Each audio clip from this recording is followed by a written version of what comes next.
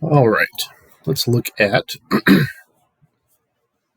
questions 14 through 26 of the Test 1 review.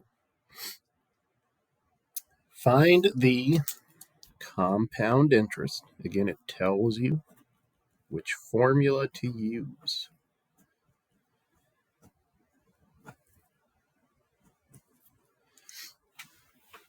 So that's our compound formula. Round our answer to the nearest cent, second spot after the decimal. Do not round intermediate steps. Again, future value, that's the A.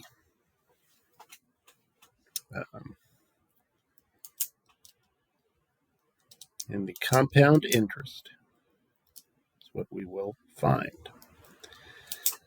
So here we have A equals, our principal is 1,425 times 1 plus, so 0.8%. We still move the decimal 2 spots to the left. So the rate is 0.008. So 1 plus 0.008 over semi-annually, N or M. Semi-annually means 2 to the power of 2 times 10.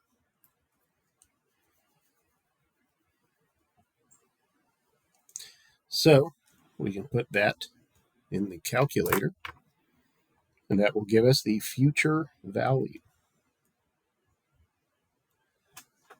1425, parentheses 1 plus. I have to put this in its own parenthesis. If you have an 84, you won't have to do that. But anytime you open a parenthesis, make sure you close it. If you have 2 open, make sure you have 2 closed. To the power of, which again is that arrow button underneath clear. We'll raise to any power. And 2 times 10, I'm just going to call that 20 right here. And we hit enter. And that is the future value. That is A. We don't have to add this to the principal or anything. This gives us the future value. And of course, we have to get the decimal right. There's the cent spot, the nearest cent, the second spot after the decimal. The 7 to the right of it is going to make it go up. So we have 0.44.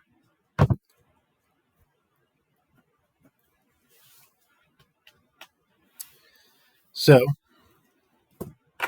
how much of that is compound interest? And here we just subtract.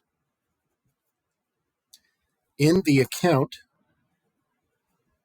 that has been compounded for 10 years, we have 1,543 and 44 cents. If we subtract the principal amount that we put in, we can just use the calculator here, minus 1425, and we get 118.44. So again, the formula gives us the future value. To find out how much of that was the compound interest, just subtract the principal from the future value.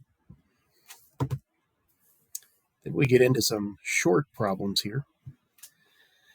Express 0.64 as a percent. Again, to go from a decimal to a percent, we move to the right. Move the decimal to the right 2 spots, and we're at 64%. Exact same on 16. Move the decimal 2 spots to the right, 0.15 becomes 15%. So, the 0 that was there just kind of drops off. You don't want to put that 0.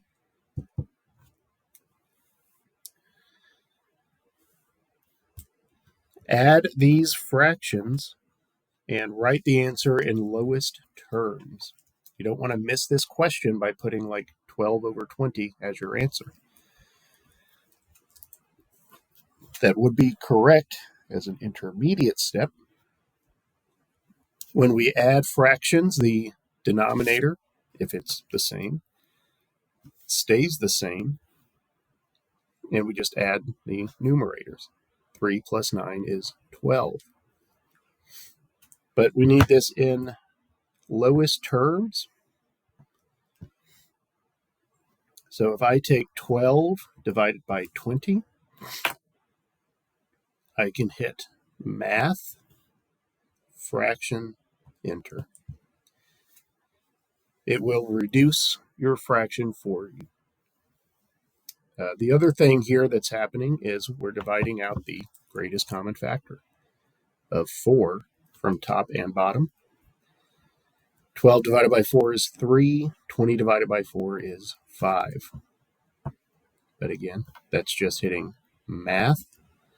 Fraction is already highlighted, so hit enter and hit enter again.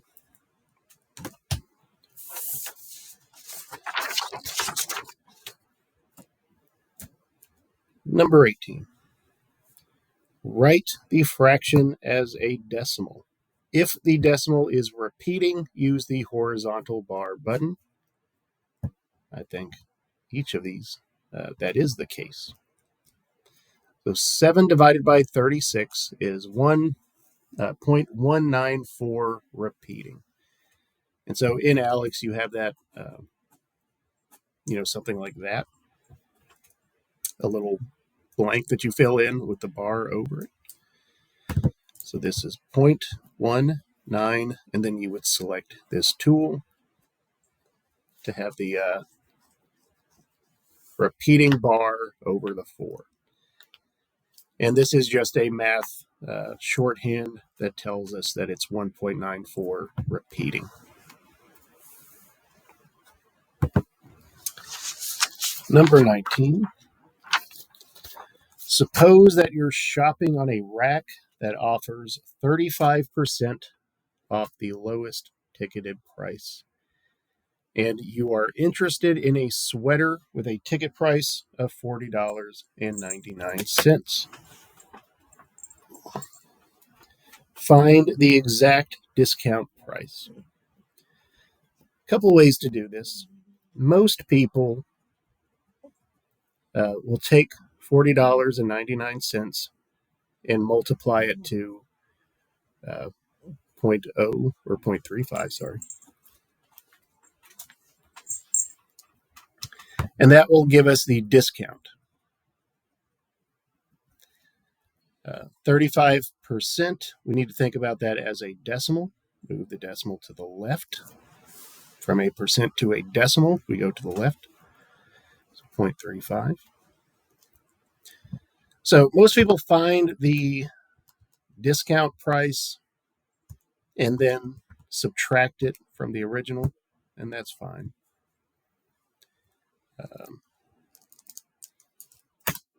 $14, and this will round up to 35 cents. So if I took 40.99 and subtracted this, I get $26.6435. So that's going to round down or stay at a 4. This will not round up. So the discount price is $26.64. Not what is the discount, but what is the discount price? What is the price of the item with the discount applied? So the other way we can work this out, if it's 35% off, then that means we are paying 65% of it. 100 minus 35 is 65. So 40.99 times 0.65 is going to be the exact same thing. 26.64.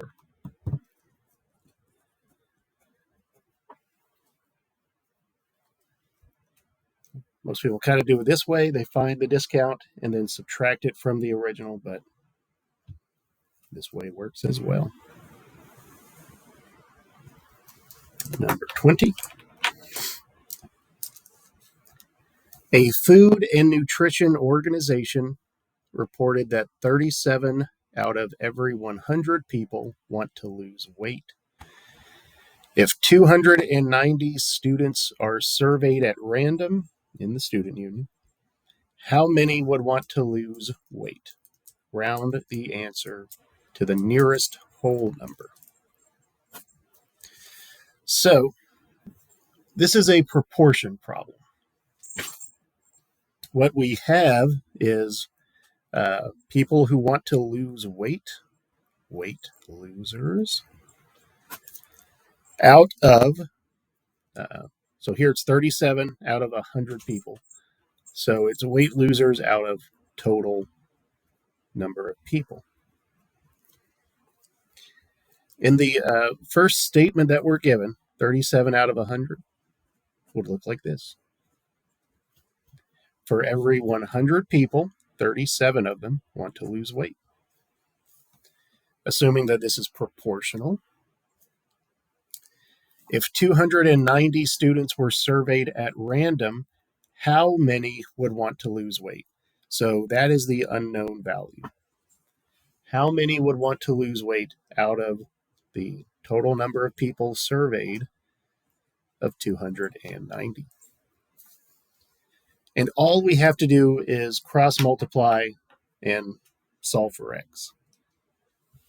There's a problem like this in the homework that you may have encountered about like how many new professors would we have to hire? And it's not that problem. We're not finding out how many new people want to lose weight.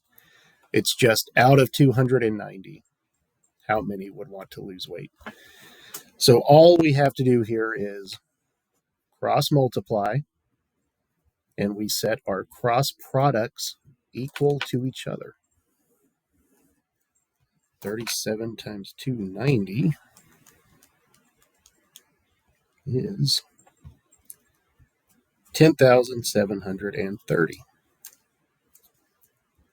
Again, when we cross multiply, and that's what this problem is, we set the cross products equal to each other, and then we can divide out our coefficient of 100. Now, it says to round to the nearest whole number. So 0.3 is going to round this down to 107. So that's just a cross multiplication problem. Number 9. Solve the equation, just a fairly straightforward two-step equation. The only thing is our variable is on the right side, and that's okay. Again, you don't want to divide out that -4 as your first step. You also cannot get rid of this -4 by adding 4 because it is a coefficient. So the first step is to get -4z by itself by subtracting 25 from both sides of the equal sign. 9 minus 25 is going to give us -16. So now I have, I'll go over here, -16 equals -4z. Watch your signs. I imagine some students will get this wrong because of signs. To get rid of a coefficient of -4, we divide both sides by -4. And -16 divided by -4 A negative divided by a negative is positive. So positive 4. Here we have an equation which involves some distribution. 7 parenthesis z plus 6 means that this 7 is being distributed to what is in the parenthesis. 7 times z is 7z. 7 times 6 is 42, and it's positive 42, so we put plus 42. Because I have 7 times z, which is 7z. 7 times 6 is 42. We have two terms here, so we separate them with that plus sign. Equals 97 plus 2z. From here, there are a few things we could do, but we can get our variables on the left by subtracting this 2z from both sides. Now I have 5z plus 42 equals 97. I want to get rid of this plus 42, so I subtract 42 from both sides. That cancels out on the left. Now I have 5z equals 55. And now our last step is to divide out our coefficient of 5. So z equals 11.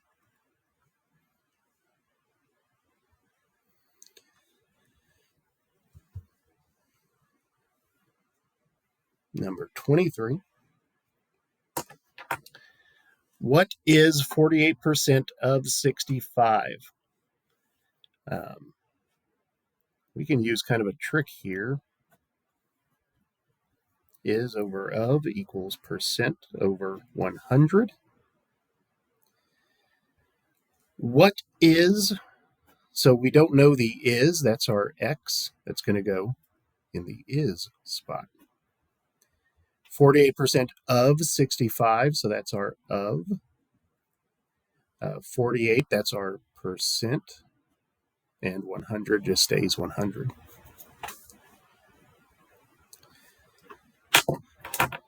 And now we can just cross multiply and divide. So 100 times x is 100x. We set the cross products equal to each other.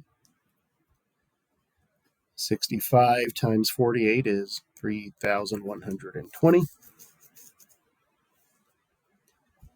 We can divide both sides by 100 to get that x is 31.2. And if you use this trick right here, then you don't have to move a decimal or anything. It's just 31.2. The other way you can do this, the way Alex shows you with the percent equation, is like what we did in number 9 in the first video. But if it's not asking for the percent equation, I like to use is over of equals percent over 100. Number 24. Edwin's fixed expenses are shown below. Rent, car payment, cell phone, etc. And we can assume that these are monthly expenses. We don't need to adjust these. How much money will he have left over every month after paying these fixed expenses, given that his monthly take-home pay is,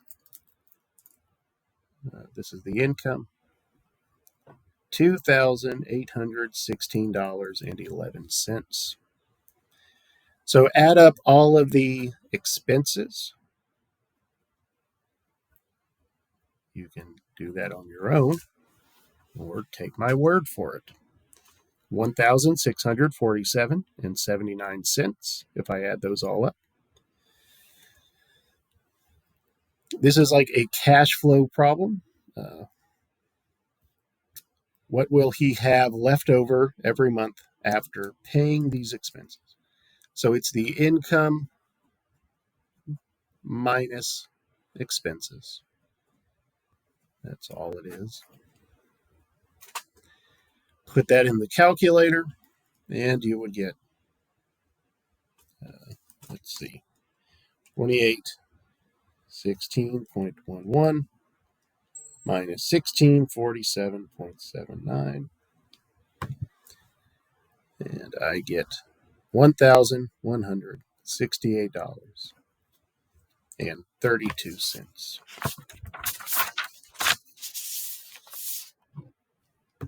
Turning the page.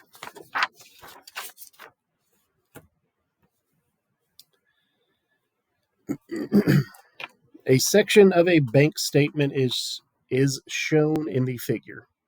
Find the mistake that was made by the bank. So we start off with a balance here of $1,073.35.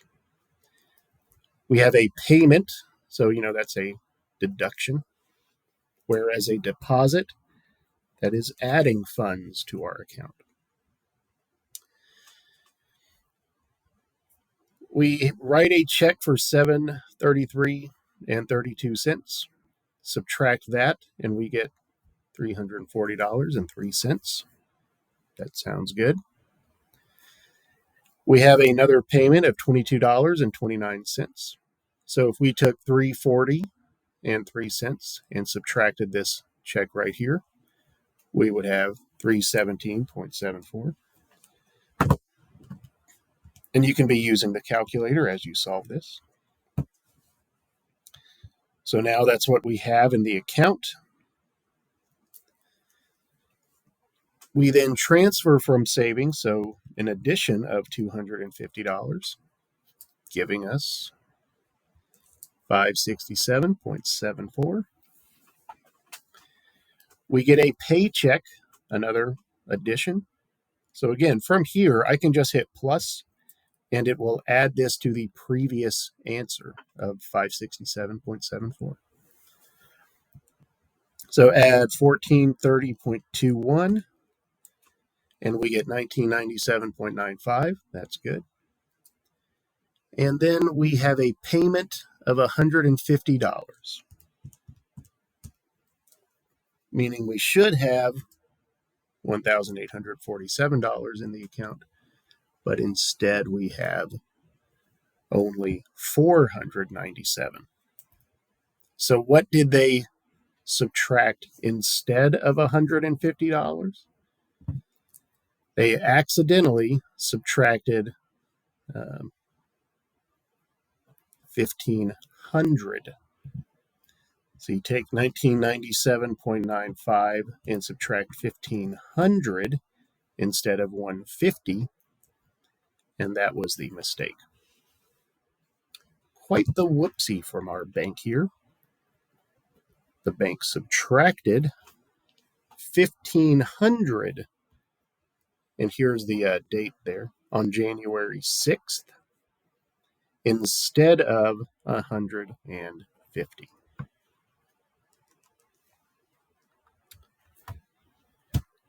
And finally,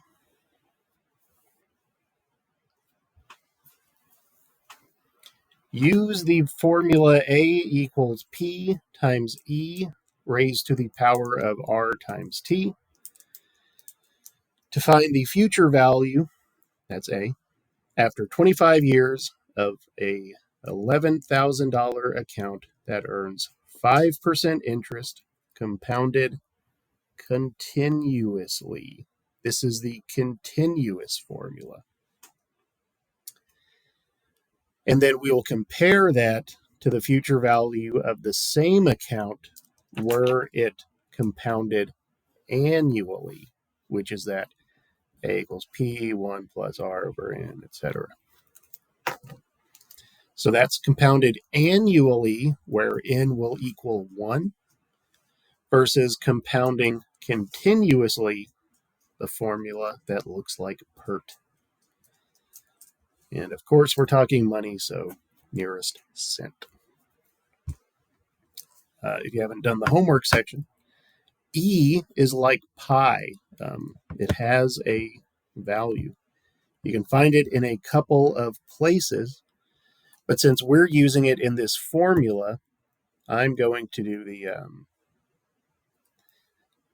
second ln brings up E raised to a power, and that's what we will want to use. So, continuous, A equals P times E raised to the power of R times T.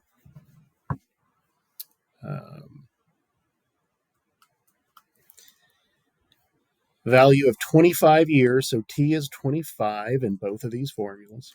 $11,000 account, that's our principal in both formulas. A rate of 5%, we know that we move that decimal to the left twice, 0.05. Again, both formulas. So, A equals 11,000 times E, which is not a variable, it is a constant, it has a value, raised to the power of 0.05 times 25. And make sure that this is in the exponent spot.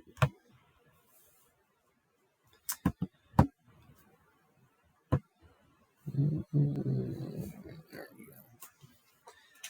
11,000. Second ln brings up e to an exponent.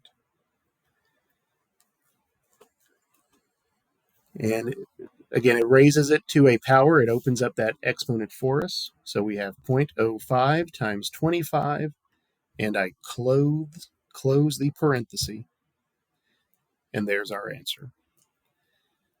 To the nearest cent, 0.77. We don't round up. That's a 2 to the right. So 38,393.77.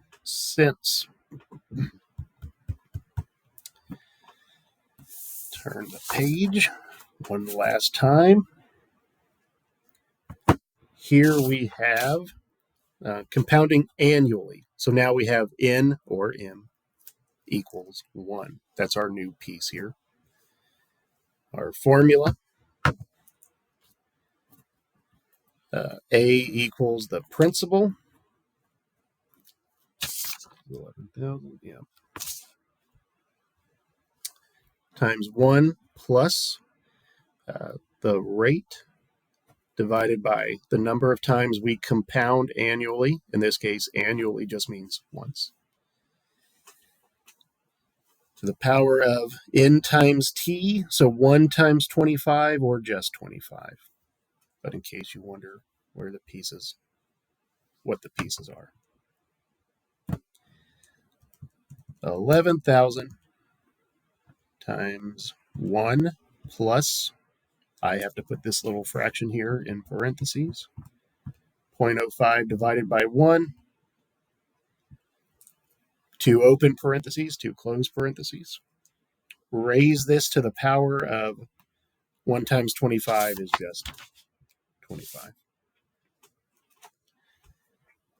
So compounded annually, we're at $37,249, and to the cent, 90 cents.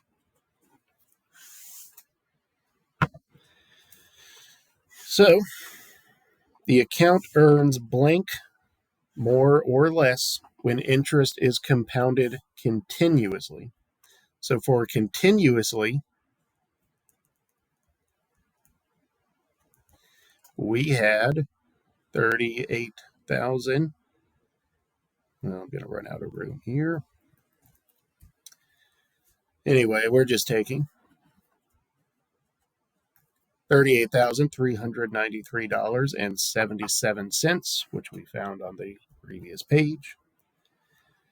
That's the continuous minus the annual, $37,249.90. Subtract, and we get $1,143.87. So that much more when interest is compounded continuously. So I will get this uploaded right now. If you have any questions, feel free to reach out through email or remind anytime. Good luck on the test.